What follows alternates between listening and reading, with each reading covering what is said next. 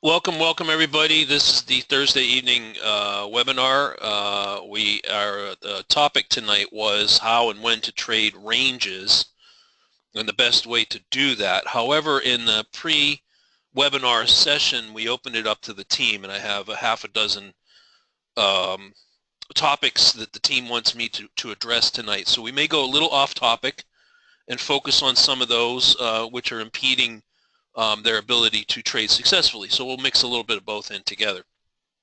First, let's go ahead and knock our standard disclaimer out of the way. All communications from Viper Trading Systems are for educational purposes only. Futures and Forex trading does involve risk, and there is a risk of loss. Nothing contained in this webinar, other webinars, including the live trading room, are to be construed as investment or trading advice. And of course, everybody in here does know that you do trade at your own sole discretion.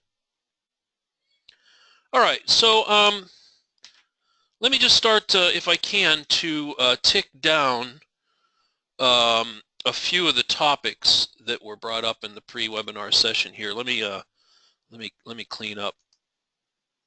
Let me clean up a couple of things here right now.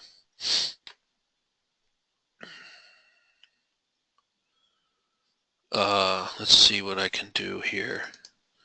Okay, I wanted to show these two next to each other right at the open. So the first question and topic was, and a lot of these are interrelated, so what I'll try to do is get a good mix of covering everything as best I can with a couple of 3-4 different charts. Let's take a look at NASDAQ and YM. One of the, there was two questions in regards to, let me get over the chart, stand by real quick please. There we go, over to screen one. Right here. Oops, what the heck is it doing here? Here we go. So a couple of comments. One of them was in regards to doesn't this drive you nuts? I'll tell you, this I just have to get this off my chest. I'm sorry, just real quick, okay? NASDAQ jerked around all flippin' day, right? Here, let's go back. Let's get Nazi up here. Look at this. Look at this. I just have to express some feelings. This is just crap. This is just total garbage junk. This is the last 2 hours of the trading day, and then look at what it does after the market closes. Look at this. Stupid thing runs up, straight up 100 ticks. Oh, that gets my goat. Look at this. Here's the close of the market, 1300 right here. You're down around, 55, 66-ish, 65, whatever. Ran all the way up here to 98, 99, almost 35 times 4, 140 ticks. And we're left with this junk. Oh, that drives me nuts. I'm sorry, I just have to get that off my chest. Look at this crap. Well, I'm not going to say it. I'm not going to say it. I'm going to keep it together. I'm going to keep it together. For the sake of the webinar, I'll keep it together. Yeah, Mindy, it's frustrating as heck. Yeah, there was good earnings. The major, I think the tech companies reported tonight. Wasn't it Google and who else? A couple of big tech companies reported outstanding earnings. They hit 52-week highs today. Amazon, I think. Market's going to be crazy tomorrow, huh? Going to run up all night. Anyway, all right. So the questions related here. Let's look at Nazi this morning, and there was two components to this. The questions from the team. One was related to finding direction at the open. Here, let me get Weimer out of the way just for the moment. And the second one is how Nazi and YM can sometimes, if you're only putting one lot on, it can pop and come right back in your face, and how to deal with that.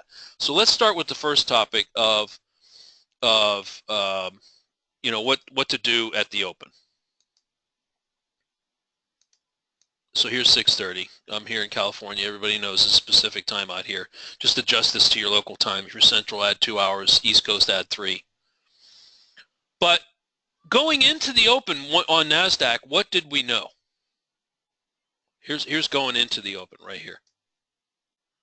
So as far as finding direction, thinking about a possible direction for NASDAQ at 10, 15 minutes before the cash markets open, or the futures markets open in the down on the market, start trading, what do we know? And as far as direction is concerned, are we looking for long trades here? Are we looking for short trades here? Are we looking to sell resistance and take profits at support? Are we going to be buying retracements? Of course, we can put some lines on our charts here, right? Put a couple lines on here like we normally do. Gary had these in the room. I remember a couple of them, right? Here's some lines. Here's some support and resistance areas, right? You could outline. What are we thinking here? NASDAQ open in the market. Do we have any kind of bias this morning insofar as how we're looking at this market right now? 614, going back and sort of reliving what happened. Yeah, it's up. The trend is up. It's a little sideways, but up. Choppy, but up. Good. Choppy, but up. So in this condition, what are we looking to do? Long on pullbacks, right, Chris? Long on pullbacks, exactly. Now, you can see that it's pushing up to a fresh swing just before the open. I know that's frustrating. Okay, don't let the market wig you out. You have to remain calm. There was a comment from Mario to the effect in the pre-webinar session there about slowing down and not like feeling like I have to be in every trade. I know a lot of people feel like that. The fact of the matter is, do you have to be in every trade to make money? No, absolutely not. You can look at the charts and you can take only the trades that you feel comfortable taking. That's the whole fun part about trading, is you get to choose when and where you get in and how you trade it and how much money you make. So it is frustrating, you know. I tell you, I get up, you know, and I do the same thing everybody does. I got my charts all set up. I put some lines on there and I'm looking at support resistance. And yeah, it's frustrating when you see that the market's moving up, you're not in it, right? Maybe you are, maybe you aren't. Let's say you aren't. And then you look back and you say, dang, you know what? 15 minutes ago, there was a textbook mid-band bounce, and this thing is long already, right? I'm missing the first couple trades of the day. Now, we've looked at this window before. I don't know if anybody remembers this. I had a whole chunk of a webinar dedicated to this very topic.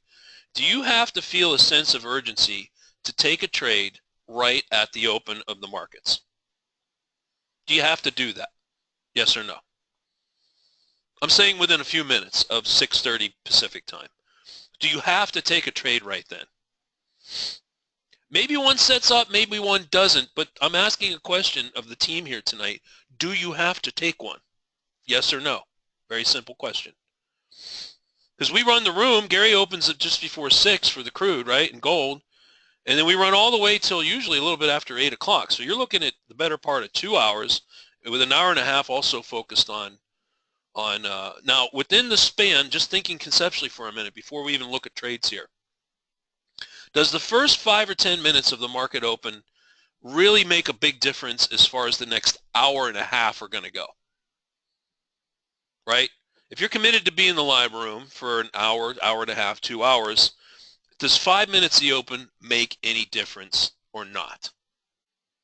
Usually, probably 80, 85, 90+% of the time, no.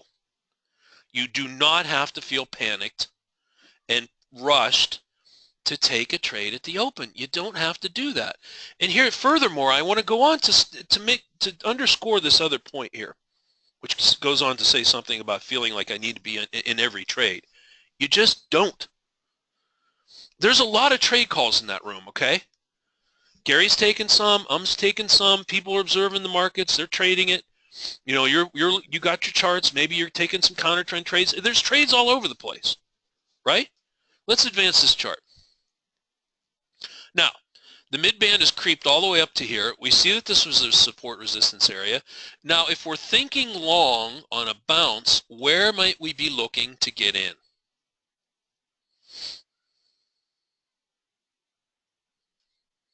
Type in a number. You type in anything.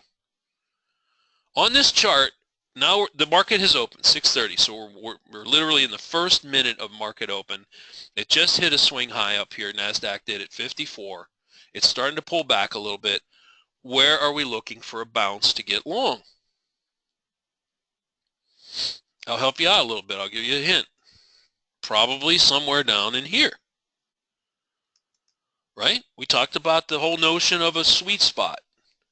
Sometimes it retraces a little more shallow, might hit the support area and bounce, might come to the mid-band 48-ish. There's a predictor right here, and we know it might go a little bit lower. So anywhere in here, we're looking to buy a bounce off of support, right? But even more important than that, do we have to take it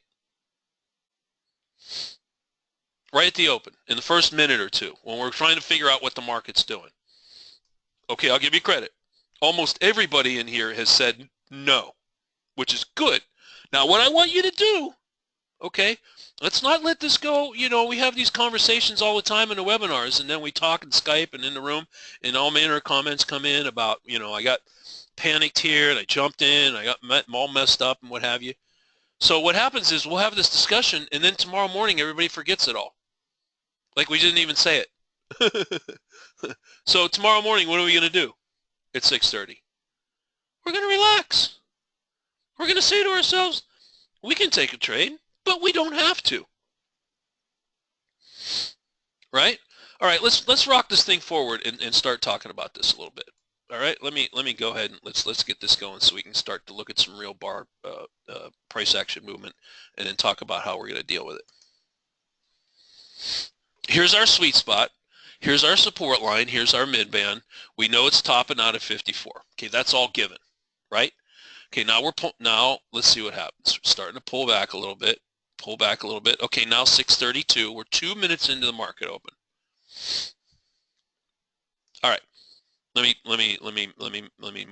just make a slight adjustment so everybody can see this. I don't want to confuse things here. Maybe I should just take the line off altogether. Okay, before we even got to the open, what did we draw? We drew this box, right? Okay. Now, what are these bars doing right here? These two bars, what are they doing right there? Let me give you some more bars. In fact, I had a line right there. I'll go ahead and put it back. Just kind of stick it right there. I don't want to confuse anybody. It's holding support. Now you're at 6:34, 6:35. You're 4 or 5 minutes into the market open. Now, we all agree and we all see that this was a legitimate trade, long. But did you have to take it? You're still waking up. You're still kind of half asleep. You're blurry-eyed. You just got your first cup of coffee. The market's moving all over the place. It came down, it hit the mid-band. You understand the sweet spot. You know what you were supposed to do, and guess what? You didn't pull the trigger, and you missed it. Yeah, there is a tendency, Mario, in most people that they feel that it's human nature that they don't want to miss out on something because the feeling is that you're going to get a huge run and you're going to miss the trade of the day, right? All right, so we get a bounce. Clearly, you could have gotten a scalp off. I believe we took this in the room. I can't remember whether I took it or not. So much has happened since then. I believe I took that. Maybe I didn't. All right, we come up. We don't quite get to the top. I remember calling that out too, by the way. We got to 53.50 and we didn't get to 54. Remember, I do remember that. Okay, we're coming. We're chopping around a little bit here, and then we come down. And what does this bar do right here? Right there. Here, I'll circle it.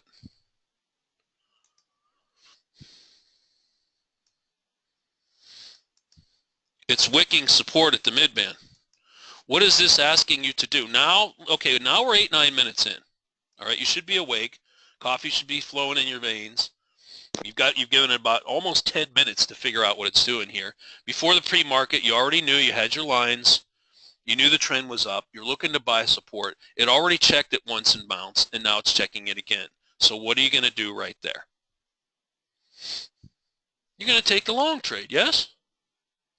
Now, there was a comment in the pre-webinar discussion about, I feel like I'm going to get head faked around the mid-band. How many of you feel like that?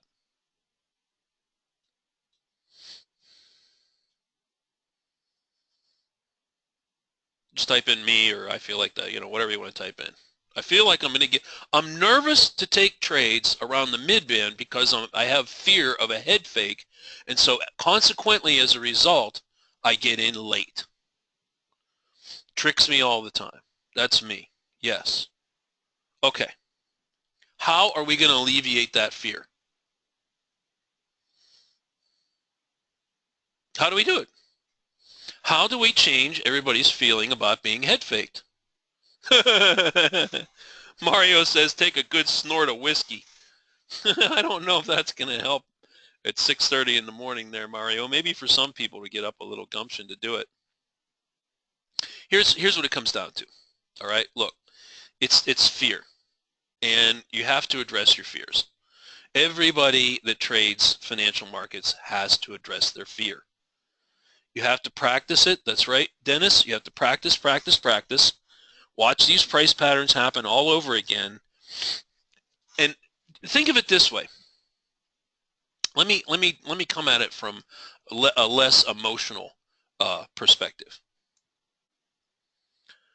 Knowing what we know and all the training that we have and everything that we've watched for price action, what do you think the likelihood is that it comes right to support at the midband and it's going to bounce, and versus the likelihood that you're going to get a head fake up and it's going to crash and totally kill you, totally wipe you out with a full stop out? Percentage-wise, is it better than 50-50? This bounce we're talking about?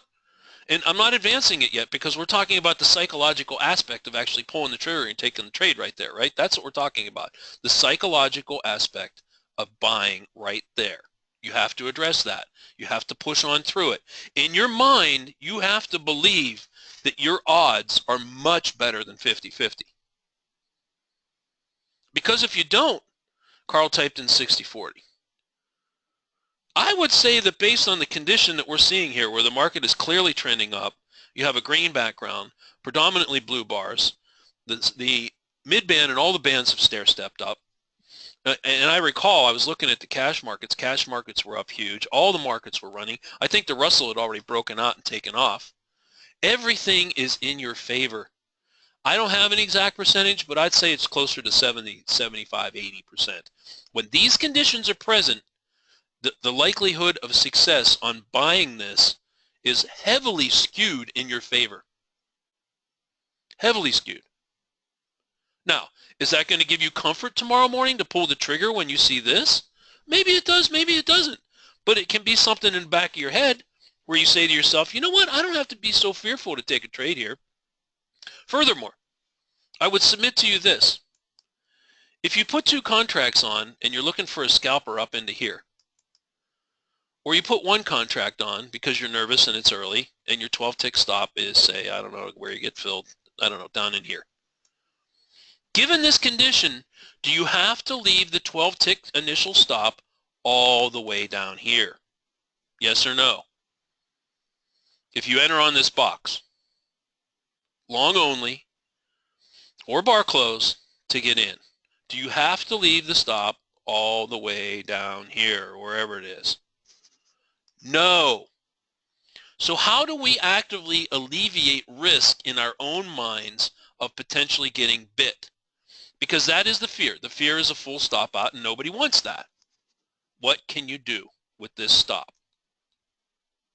Move it down, leave it where it is, or put it real tight right under there like that. So if it bips in your face, you only take a pop of maybe 5, 6, 7 ticks. Now let me go on to say this. We've already said that statistically speaking, there's a high likelihood you're going to get a bounce. So it's already, the odds are already skewed in your favor, right? We just said that you don't have to take a full hit. You don't have to be nervous about that. You could actively manage your stop and get it real uptight like that in case it flips. This, what I'm describing to you, don't underestimate what I'm telling you here. What I'm trying to show you is how to actively manage your fear of taking a trade right here where you should be taking it. Control the risk, Carl. The midband is support. There's clearly a support area right in there. Exactly. Good. Is that helping at all? I mean, you know, I really want to address these concerns because I know that what we're talking about is hindering some of you. It's hindering your ability to take the trades. Maybe you see them, maybe you don't. But even if you see them, you're nervous to pull the trigger, and you have to get over that, right? You just have to get over it. You have to pull the trigger. You got to get in. You got to practice with these price patterns. Here you get filled. Here, if you had a scalper on, you definitely got filled there on the scalper. You sucked your trail right up into here. Maybe you got a second lot on. What starts to happen right there? Now, I do remember I did take this trade, and Gary and I, we did call this in the room. This is an actual trade right here. And I did take this. I can't remember how many contracts I put on, but I was in it.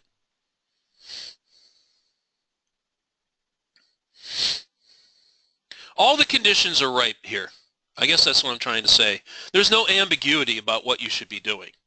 And you should feel, after all the training that all of you have done in here, over the weeks and months and years some of you have spent with us, should feel completely comfortable taking that trade and not be nervous that you're going to get bit, because you can actively manage the stop, right? The percentage likelihood is way in your favor. Comes right up, takes you should feel very comfortable after it takes your scalpy target, and now you get a nice runner underway. And this thing ran all the way up. Look at it. Ran all the way up here, all the way to 66. This was a trade in the morning. So the trade set up at 6:38, 6:39-ish. You were 8-9 minutes into the trading session. We're saying that you didn't take this one in this scenario. There was another chance to get in on a pullback here if your stops were too tight.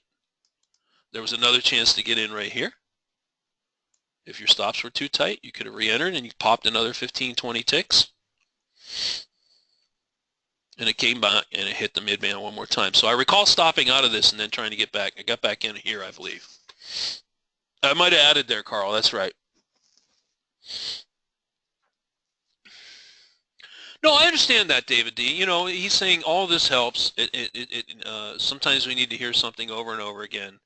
You know, look, I understand it. I've been teaching traders for 20 plus years. Okay, I understand that. Repetition is key to understanding and getting in and trading markets. No question about it.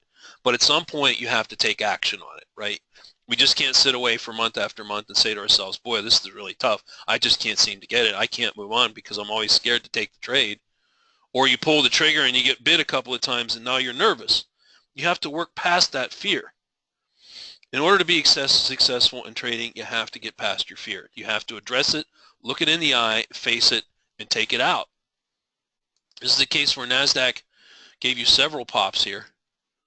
And this, you know, on a couple of contracts, you could have been 1 or 2 and done here by, you know, 7:15. I don't know, let's do some math real quick, and then we'll move on, just real quick. I don't know, round numbers, 50 to 56, 24 ticks there. Let's say you re-entered here, 56 to, I don't know, 60. That's another 20 ticks there, and then another, you know, 60 to 65, another 20 ticks there. So the whole movement up and down was better than 60 ticks. One lot would have been $300. 2 lots would have been, if you wrote it up, you know, somewhere around $300 on a 2 lot. $600, right? 64 ticks times 5, 320 times 2 is, you know, six and a quarter. So that's what I mean. You know, if you'd managed, if you got in where you should have, and you managed the trade properly, I mean, you could have been done by 7:15. That's it. You know, you're looking at a half an hour work here, and you're done. Now, do you need to keep chasing the market around when you're up $600 at 7:15 in the morning? Probably not. Most of you, I don't know. You might have larger goals than that.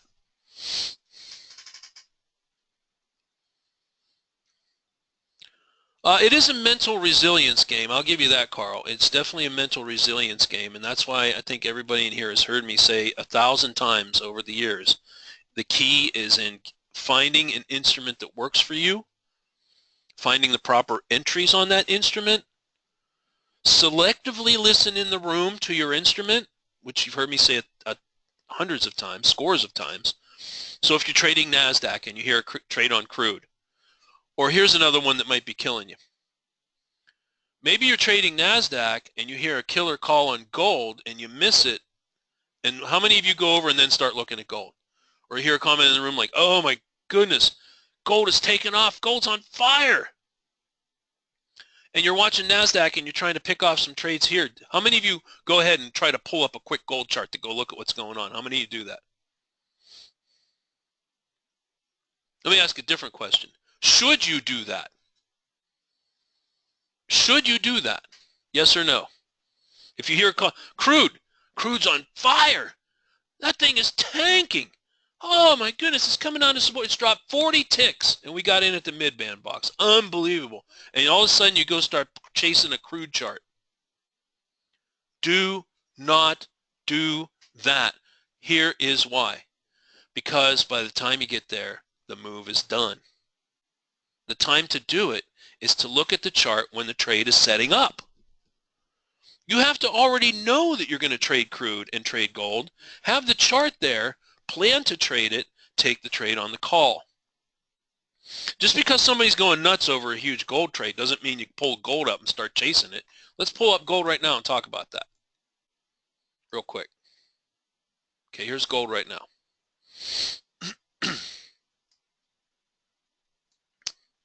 Kind of a choppy mess. Let's go back and look at gold. We traded gold this morning. Where is it? I think we caught this. Did we catch this short? I'm trying to remember. 630 was right here.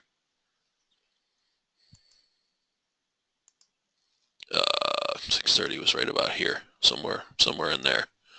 So within a few minutes of the open, yeah, you had a box on gold. I can't remember if we caught this or not.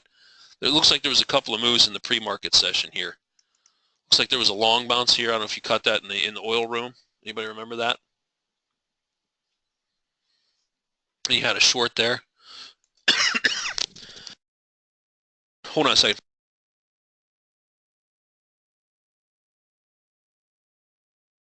Let me go back to what I'm talking about. So let's say you're trading NASDAQ and you're looking at that chart, and then all of a sudden you hear this cheer. You know, there was some box on gold, and it tanks 35 ticks. And whoever was watching this could have caught it at the time it happened. By the time you heard it and it tanked, it was already down here. Right? 3, 4, 5 minutes later, it's already down here. Is there any need to go look at this trade and chase it? No. The trade was up here. You had to already have the chart up and OT set and ready to take it. So, I think that's the other thing too. And in all fairness to everybody, it's hard to do selective hearing in the room. I understand that. We've heard that for years from traders. There's so many calls. There's lots of instruments, different calls going on. But you got to realize we have people from all over the world trading all manner of different things in there, right? So we have to do all these calls. But you don't have to take them all. Furthermore, I would submit to you that if you are trading NASDAQ or YM or some combination of the Russell and maybe oil, and you hear a gold call, now you go chase the gold chart. What's happening over here? Are you still able to see and take these when you pull this up and now you're looking at it? So there's a double whammy effect. I guess that's what I'm trying to say. There's more or less a double whammy effect when you go chase an instrument. Is you miss the trade that was already called from some other direction, and it distracts you from where you're trying to make money already. Now let's talk one more time about this retracement here. Let me look at a couple areas where I think might show some concern for some of you insofar as trading mid-band trades. And I want to focus right here. Now, and I think this is going to be an excellent thing to talk about. How many of you would have boxed it right here and been filled long on a NASDAQ trade? Only to see it come right back in your face and drop under the mid-band over here. So this is the type of thing you're talking about, right? Isn't this the type of thing you're talking about? This is the type of thing you're talking about, right? It doesn't quite get to the mid-band. You go ahead and box it, or you do a bar close. You get sucked into the trade. It's up a couple of 3-4 ticks. It comes right back in your face. You know, and then you're saying to yourself, should I dump this? Should I let it go a little further? And it comes all the way, you know, maybe it comes like within a couple of ticks of your 12-tick initial stop. Let's say you didn't move your initial stop. So 61.50, 12 would be C3.57. Yeah, so your initial stop was probably down here somewhere. I don't know. Say it came within a tick or two, and you didn't move it. And that drive you nuts? All the way down? You got head faked into it. Didn't quite get to the mid-band. Now it's within a few ticks of your stop. Do you get out? Do you try to re-enter? What do you do? Maybe after it popped up, you went ahead and sucked your stop up tight, and then it got you. Now you're faced with reboxing it here. How do you deal with that? Then I get totally confused. So, Mindy, I'm striking right at the heart of your issue, huh? So how do you deal with this? How do you deal? That's a question. That's a question to the team, to everybody here tonight. How do you deal with that? How do you deal with this one right here? The head fake. What is the best way to deal with this?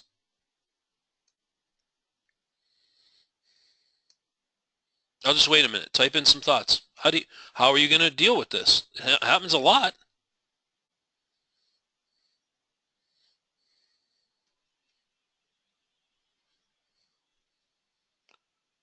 Company managed my risk to 1 to 4%. Okay, well, Dennis, that's good. Go back to bed, David D. Wait for a phantom trade. It's part of doing business. It happens to me all the time. I usually scared to re-enter again after I get stopped out. I second guess myself. Is it a trend change? And then when I redecide, it's already over. Well, I understand that comment. You got to get back on the next good setup. Yeah. I mean, in this case here, you know, when you got this initial pop, you probably didn't get a scalper off here. I don't think you got 5 or 6 ticks out of it. It was right back in your face. You could have, you know, if you were in a panic mode, you could have just hit close, or you could have quickly dragged your stop up and it would have taken you out right in here. Now, a couple of minutes later, a couple of minutes later, you got to rebox it and get back on the horse. But even if you didn't do it there, you had another chance right here. Right there. And even if you were still nervous, another couple minutes later, you got one more shot right here.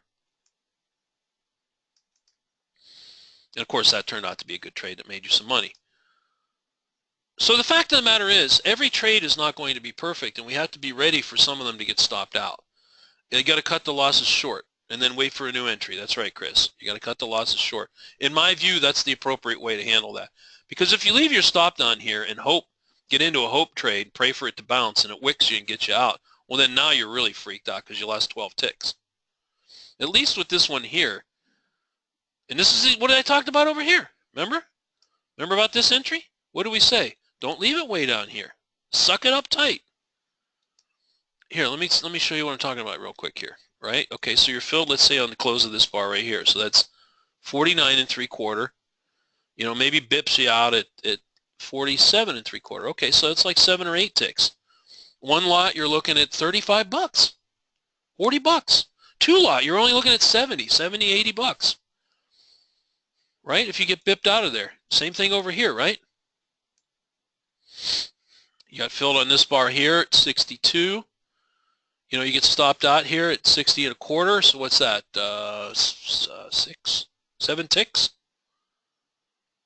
You come back here, you know, maybe you don't take that re-entry, maybe you take it over here, and then it runs from, you know, 61.50 all the way up here to 55 or 65.50. So you got 24 ticks. You take a 6, 7 tick hit, and then you get a 20 tick trade.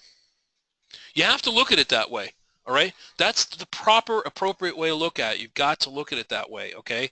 Sometimes you're going to get head faked into these trades. You can't freak out, throw in the towel and say, they get me every time. This is just, I can't get this, right? You got to manage your emotions. You got to actively manage your trade. You got to get right. If you knocked off the horse, you got to get right back on it. Because you know what's going to happen is you're going to throw in the towel. You're going to take a pop or two, throw in the towel, and then you'll miss the rest of the moves that would have made you break even or even profitable.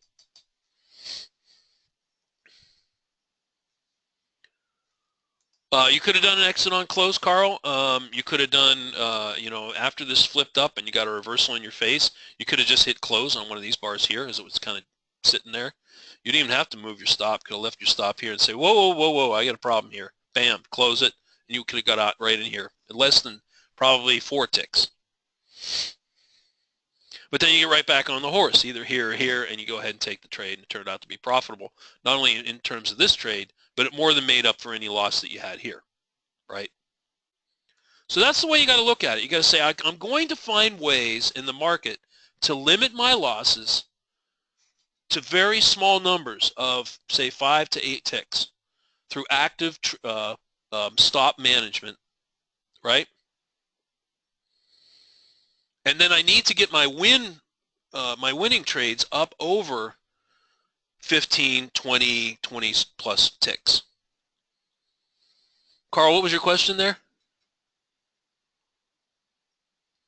Oh, I remember having a loser. I remember losing all the time. Yeah, most of you know that. I've told you stories. I told you stories where I got creamed trading the stock market. Yeah, I got creamed many times. Blown up many accounts over the years. Many years ago, not anymore, but yeah, sure, I've blown complete accounts up. Tons of money. Absolutely. You don't have to do that. That's what I'm trying to tell you. You don't have to wipe your accounts out here. You don't have to do it. You can manage everything appropriately and stay green. I use the exit on close feature sometimes. Yes, Carl. Yes, I do. Okay, let's move on. Let's get another instrument up here. Let's get crude up here real quick. I don't want to spend a whole day on NASDAQ. Let's take a quick vote. Do you want to see crude or the Russell? Voting on the next chart.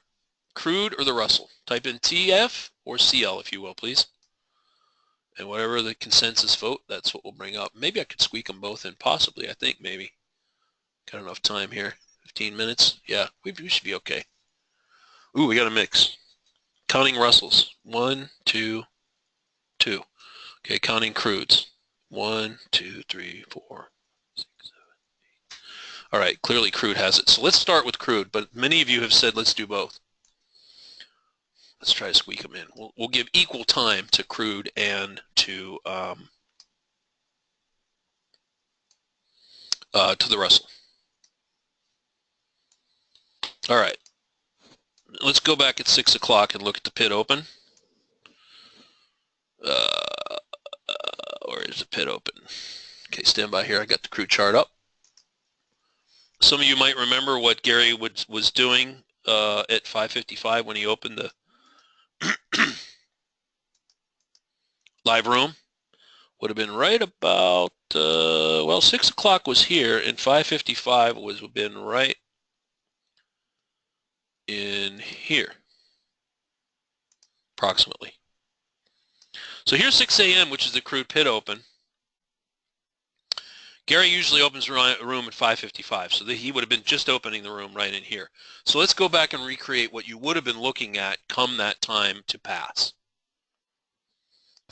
I would bet money, and some of you hopefully were there and can confirm this, but I would bet money that he probably put some lines on the chart that look something like this.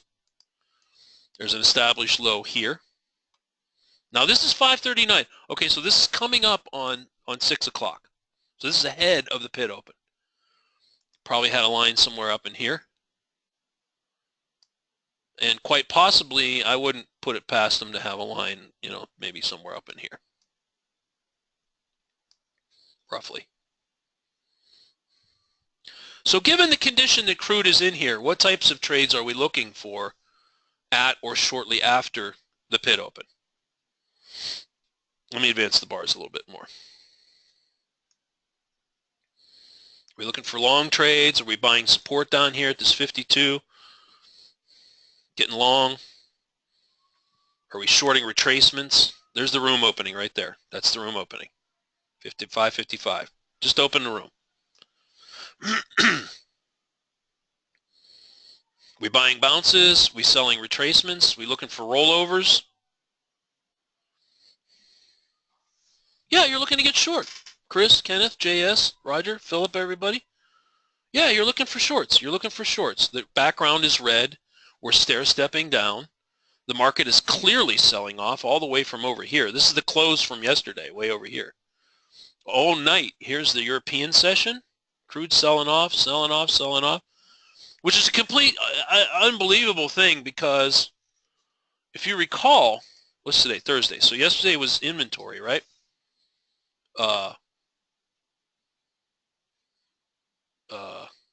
Let's go back and recreate this real quick. Most of you remember this, right? Here was Wednesday. Crude inventories. They expected a drawdown of 1.1 and they got 3.6. This is 3 times a drawdown than expected. That's hugely bullish. Hugely bullish. And if you recall, the reaction right when the inventory numbers came out, do you remember what it did? It shot up like a bird. Remember? Went all the way up over 50. But then what did it start doing? Selling off like a big dog, right? Because, you know, the fact of the matter is because you had, now why does that happen? You say to yourself, well, you know, Charles, that's a huge bullish number. Why didn't it just run up all day? Why didn't it just run up all day? Why did it come back and sell off like this? Any ideas? Why did it just start tanking? All the way down, breaking 40, 49, 48, 48, 50? What the heck's going on here? Any ideas? OPEC deal? Trump loosening restrictions? Profit taking? Well, I mean, if you think about it, and this is how it's easy to try to get tied to just short-term interpretation of one inventory number. The fact of the matter is there's just a global glut of oil out there, right? Just because there was a build here doesn't mean that it's changed the global view of energy markets, right? And so, you know, the sell programs kicked in. The sell programs kicked in and they run the thing right back down. So we just want to go, we're riding on the, you know, we're the little fish riding on the big whale. The whale has a big wake behind him, right? Big wake, and we're a little fish. And the little fish just goes right with the whale. The whale is selling off with big sell programs. What are we doing? We're shorting the market on retracements into resistance. Here was one trade right here. You probably didn't get it unless you were trading pre-open of the market. All right, it rolls over, comes down, there's the room opening. Here's 6 o'clock. Right, 2 minutes, 5 minutes after the open, where's the market?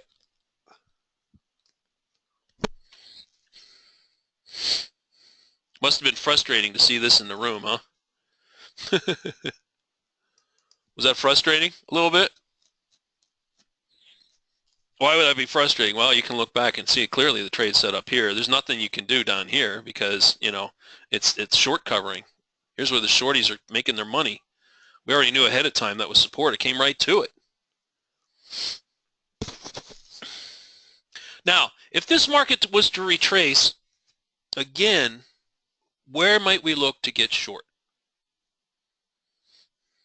on oil?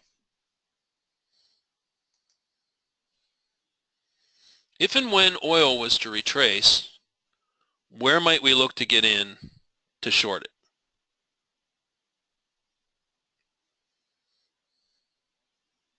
We'll draw a little box. Whatever everybody types in, I'll draw a little box.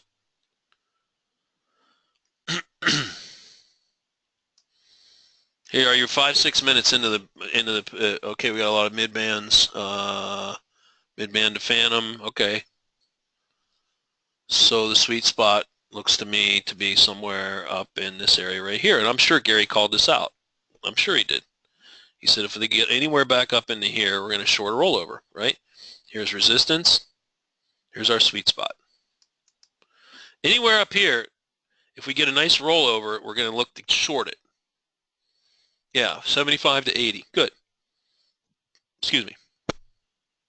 Now let's watch what happens. Okay, here's, we're at 7 minutes, 10 minutes, 11, 13 minutes, 20 minutes. Can you short these rollovers? Maybe. You know, could you do a bar flip and take a little scalpers here? Possibly. I don't know if he did that or not. It's tough because why would it be tough to short bar rollovers here to get short from here and then have to cover it here? Why would that be a tough thing to do? And you would, just looking at the chart on the surface, you say, yeah, you know, you could be scalping in there, shorting a rollover and taking a profit right there. There's no meat on the bone. By the time you get filled on that bar and you got to get out, where's the donde está el profitito? There's no money in here. There's no money in there. There's just no money in there. So what has to happen? It has to come up higher. We know that. We know it needs to come higher. Because we know that when we get short, wherever it goes, our goal is going to see it to get back down to here. All right, so let's advance the chart. Let's keep advancing. We bump off the bottom one more time. Remember in the room, we were talking about it. I was in the room now. 51 won't break. What's going on, remember? 51 just won't break. What's the dealio? What is the dealio?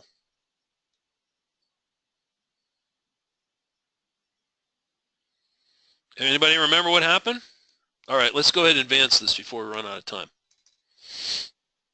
Yeah, I hit it like 6-7 times, remember? Hey, most of you remember that. You were in the room, right?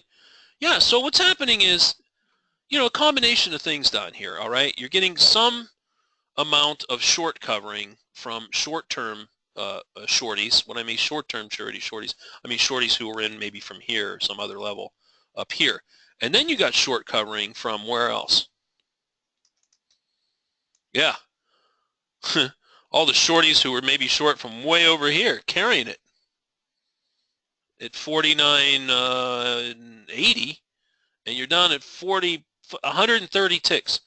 This whole drop was 130 ticks. So do you think there's going to be any short covering down here? Yeah, you think so?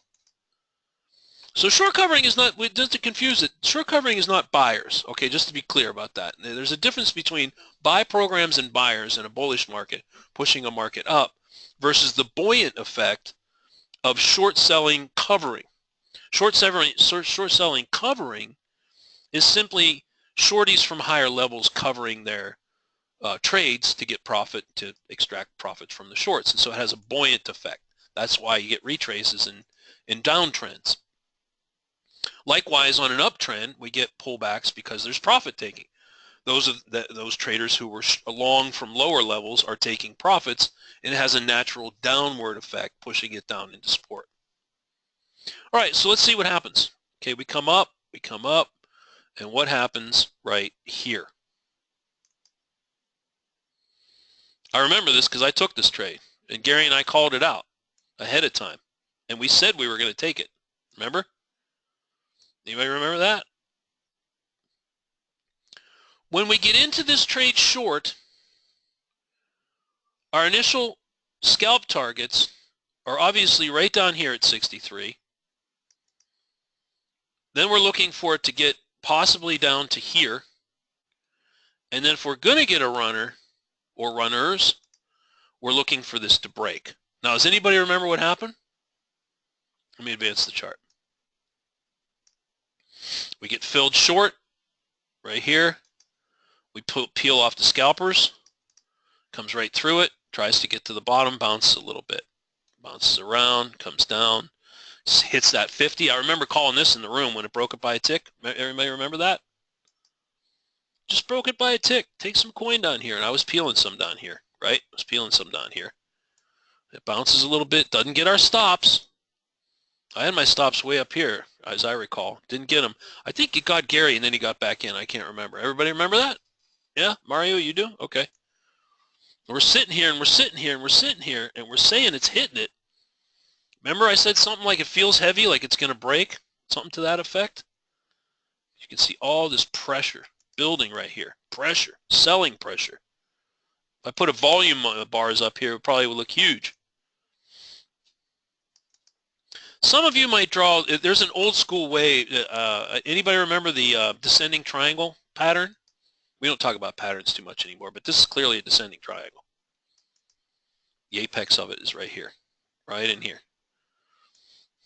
Remember the old one, flag, pennant? Probably some of you heard pennant patterns, flag patterns, descending triangles. What normally happens when you get a descending triangle or a pennant pattern? Is it continuation or reversal? Anybody remember those? Old school? I'm going old school on you now. It's going back a ways. Those are old price patterns from a long time ago. Yeah, continuation. They're normally continuation patterns. And the reason for that is you can see that each thrust up is sequentially lower. Buyers can't assert themselves. There's a lessening or a drop-off of short covering. And what you have when you get a situation like this is that some traders and some programs are piling on short in here. So it's looking to push it down and take it out. And of course, you can see, everybody remembers that's exactly what it did.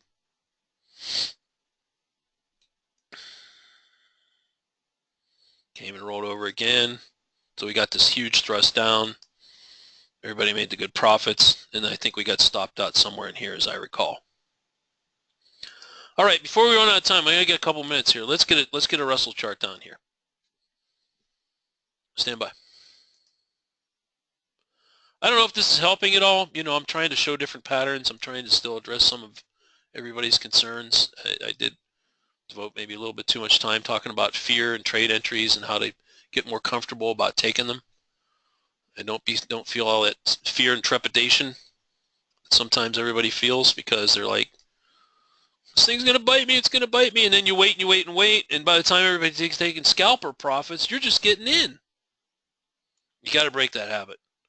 You know who you are, and you know what I'm talking about. You know you got to break that habit. You just got to do it. If you want to be successful in trading, you have to do it. Let's step back and look at ranges for a while, just for a second, because I'm almost out of time. Here's the Russell. Here's the tail end into the close. Now I'm going to ask a question here.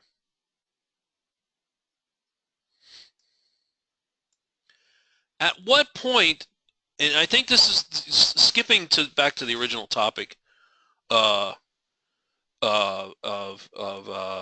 trying to, when we talk about trading ranges, the key is to be able to quickly discern when the range is starting. Is it fair to say that?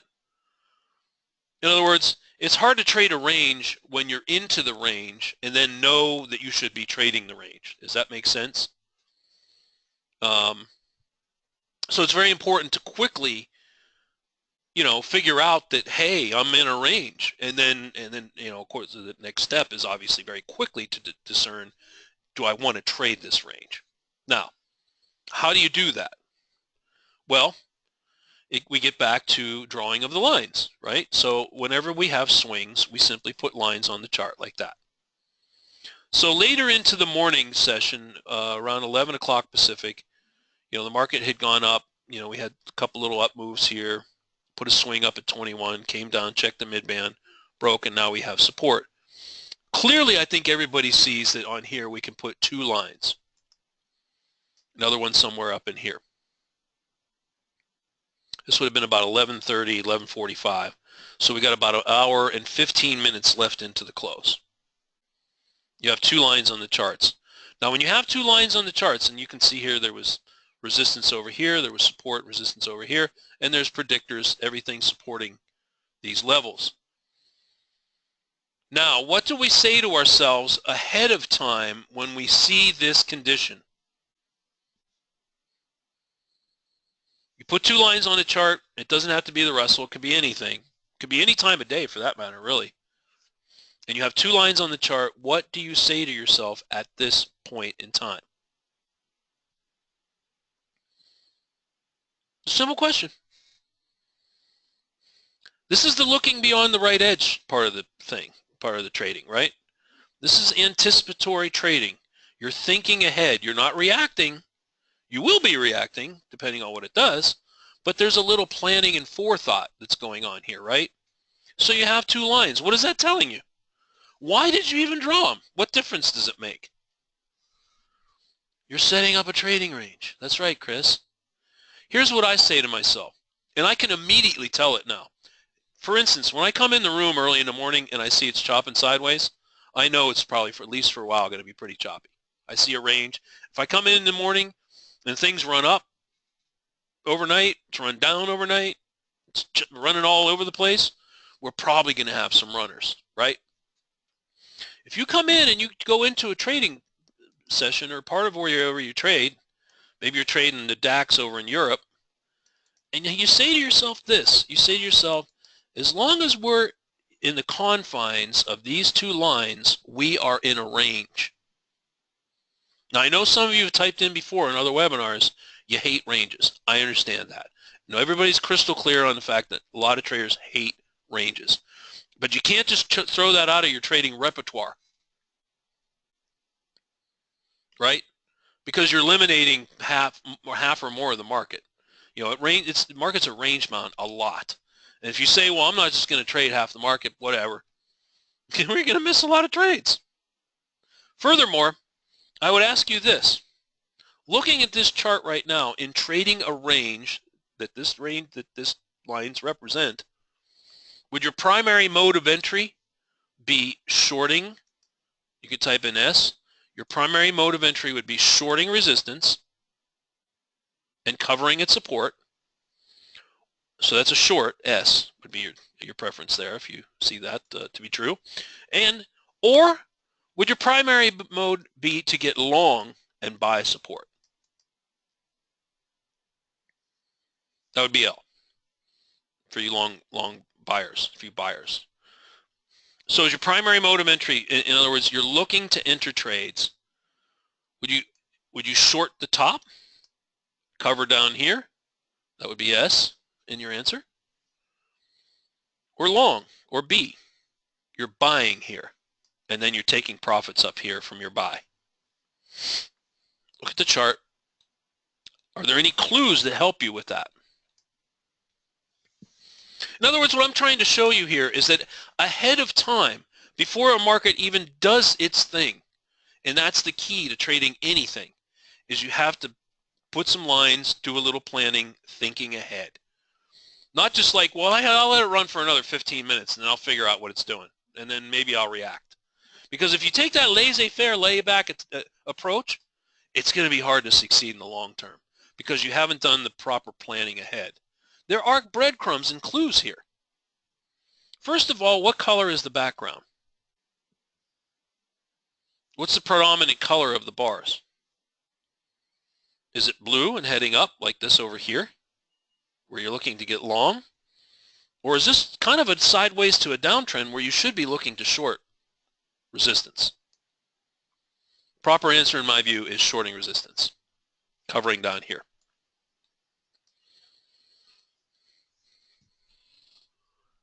That's not a tricky question, Carl.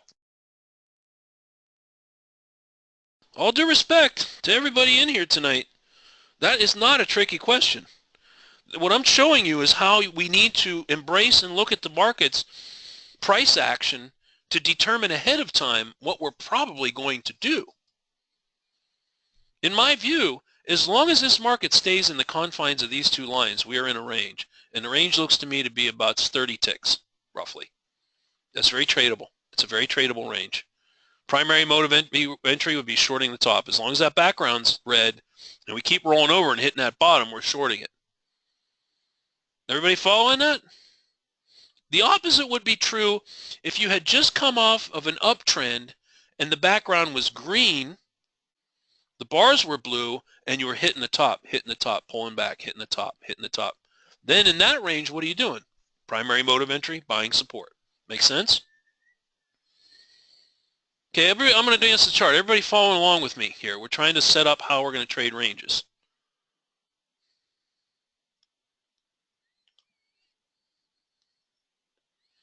I'm going to start advancing the chart if everybody's clear about what we're talking about here.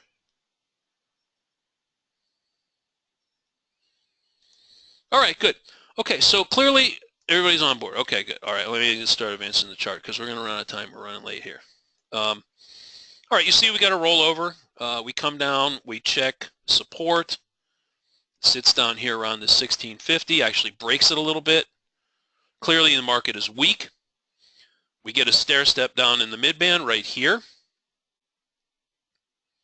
right? Everybody sees that?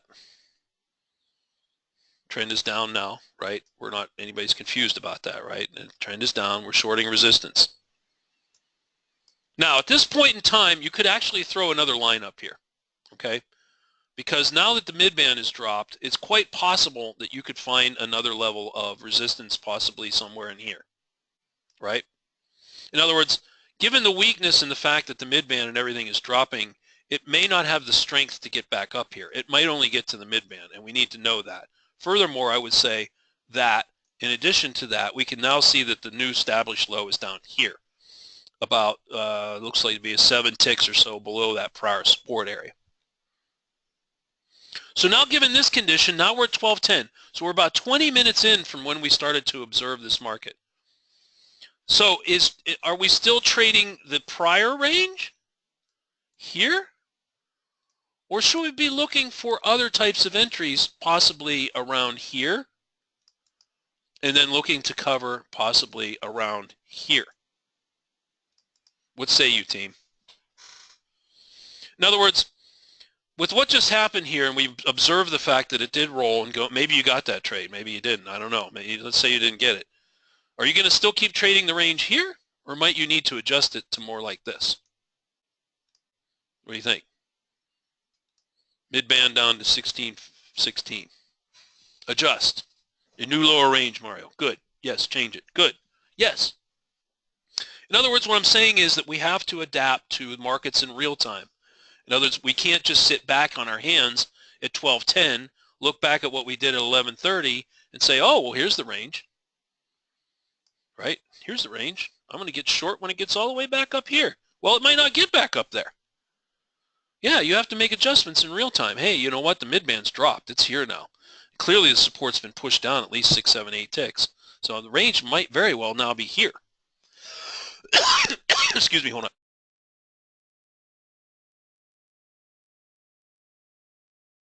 All right, let's move forward. Okay, here we come up. And what are these bars doing right here?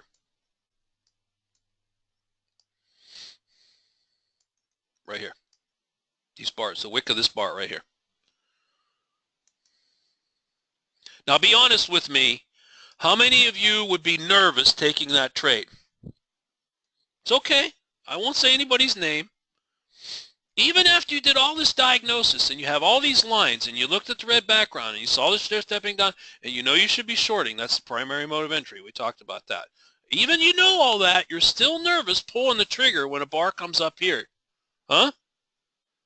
Why? Fear. I'm telling you why. I lived with fear for many years. You know that. Everybody knows that. Massive fear. Fear of loss. What did we talk about 45 minutes ago when we first got started and talked about fear? You have to learn to suppress and overcome your fear. To be successful in trading, you have to overcome fear. Fear of loss. Loss is part of the game. It's part of your business. It happens to everybody. The biggest corporations in the world have losses. You think everybody's perfect and makes great decisions all the time? Everything turns out 100% win? Even any kind of business you know of? No, loss is part of doing business, and trading is business. You have to step in when you learn these price patterns. You've done all this analysis. You know what you should do. You have to shun your fears, step in, and take the trade. The more that you do that, what will come with it to help you in further trades? Confidence. Once you beat your fear and you put a couple of good winners under your belt and you tack a couple of good winning days back to back and you start to get a feel for your instrument in the markets, you start to build some confidence. Now, you don't want to get overly confident where you're sort of on the pushing the cocky side about things. You don't want to do that, where you just throw willy-nilly and I've cornered this market. I know what to do. I'm nailing it. I'm on top of it, because as soon as you do that, what happens? Yeah, market spanks you and slaps you around a little bit and brings you back into reality. Now this one here, you got to scalp off, and then you got another shot to get in here. Now this is the second part of what makes trading ranges good. And I would say it's this.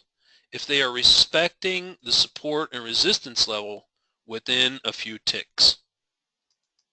In other words, it's coming down pretty close to support, it's coming right up pretty close to resistance, and you're not getting these huge spikes way up into here and then way down. Whoa, it takes out support. What's going? Is that a trend change? And then spikes way back up. Look, well, I just got to tell you straight up, when I see ranges that are like that, right? Bars are shooting way up here and then they roll and you can't, you know, is it going up now? And then it comes all of a sudden and spikes way down here and then flips. If you got a range like that, you probably want to avoid it. Yeah, stay away, David D. All right, if I'm describing a range that you've seen recently, okay, you're probably going to want to avoid that, okay, because you just can't, there's not going to be a reliable good entry, long or short, right? You can't, you know, it's not good to see where you're getting in and out. On the other hand, if you see a market that's really respecting support and resistance very cleanly, very nicely like this, that's good textbook range trades right there. Set it up ahead of time with your lines. Determine what you're going to do, short or long. And then when the market does what you see that you want it to do, step in, pull the trigger, and take those trades. So you had a short here, you had a short here, you got a scalpy off, you had another short here, came all the way down to the bottom perfectly.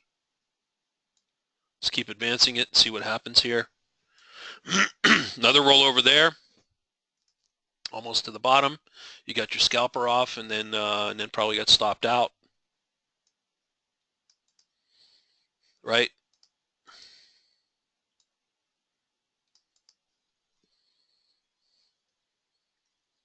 All right, for those of you who are following along, and I'm going to wrap after this, okay?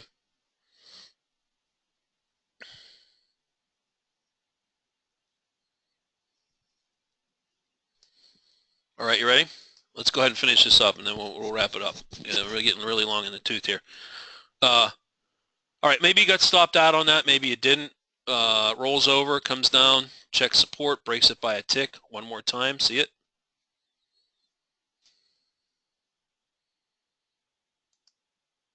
So far, you had this trade 1, you had this trade 2, you had this trade 3, you had 4 shorts. Maybe you shorted this roll. Maybe you were still in this one. You come back up. You hit it one more time. Now what's happening?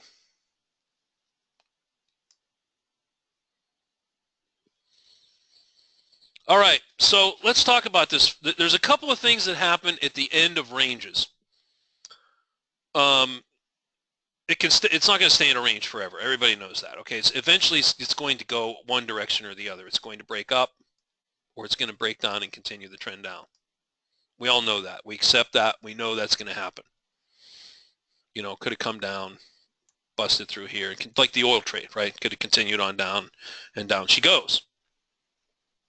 Now, over here, you say, well, Charles, this is I'm trying to show you. This is how I get sucked into trades, and then they beat me up, and I take a bunch of losses. Well, and I'm referring specifically to here. Now, I want to be very clear about this, okay? I'm not going to mince words, and I'm going to get very detailed about this. Here's what it is. In conditions like this, I never, ever use bar close. Ever. Because it will get you in on these bar closes, and you may or may not want to be in that trade just yet. Second point, whenever I see boxes that have wicks of candles that come down like this, I always, always, always engulf them. If you didn't, if you made this box tighter, say like this, the object trader box, region box, was drawn with the bottom at the mid band, then the close of this bar would have sucked you into the trade. That's very important. For instance, many, many times, most of you have been in the live room have seen this. Gary and I will talk about the boxes and how they're being drawn. Do you want to include the wick of this candle? 90+% of the time is yes, for this reason right here. So, in other words, you didn't do a bar close, so the bar closes aren't getting you short, right? You've engulfed it with the region, but you drew the region too tight. You didn't engulf the wick of this candle. In my view, looking at this situation right here, I would want to engulf that, and I would need to see a bar close down outside of this box to get me short. That's an important but subtle distinction in how you draw the box and what type of entry you're using. The point I'm trying to make is if you had drawn it like I'm showing you and didn't use bar close, you never got short here. Everybody see that? If you'd handled this appropriately, you never got short. Now, if you did, let's say you drew it tight and you got in here on the close of that bar and it bips up into your face, and your 12-tick initial stop is short stop is sitting way up in here. Say 18, 12 ticks would be I don't know, somewhere up in here. Just roughly. Now, you're watching this and you're short from the close of this bar right here, and your stop's sitting right up above that swing. In the market, here, let's pretend we're watching it in real time. Let's go back. I know we see what happened, but let's pretend, let's suspend disbelief. Let's talk about it. All right. Your box was too tight. Bam, you're filled short. Oh no, it didn't close that below the wick of that bar. I'm a little nervous. Okay. Now it starts coming up. You're upside down. You're upside down. 6, 8, 10 ticks. You're freaking out. Your stop's right here. You're freaking out, right? And it comes down, and these bars check the mid-band, and they wick the mid-band here, but they're not breaking. What do you do? Right here. The bars are wicking your entry. You see that it took out the top of your box. It's holding support at the mid-band. What do you do when you're in a condition that looks just like this? Tomorrow morning on whatever, Russell, crude oil, you're trading. Weimer, I don't care, whatever instrument, and you get in this condition where you get sucked into a short, it pushes up through it, it doesn't get your stop, comes close to it, but doesn't get it, and then comes back and starts to put in higher lows. Close the trade. Yes. Look. This is where you keep it together. Don't freak out. Don't get all nervous and sweaty palmed on it. This thing's going to come bite me. 2 contracts, 12 ticks. Holy cow, I'm going to take a $200 hit. What do I do? Remain calm. Observe the market. It's holding support. The bar closes up. Now you're down again. You hit the close button and get out. It's that simple. It's not complicated. You don't have to think a lot about it. You're nervous about what's going on here. Very clean, appropriate action. Hit the close button, flatten the trade, look for another trade entry. Okay, so with that, I'm going to close. I'm going to wrap.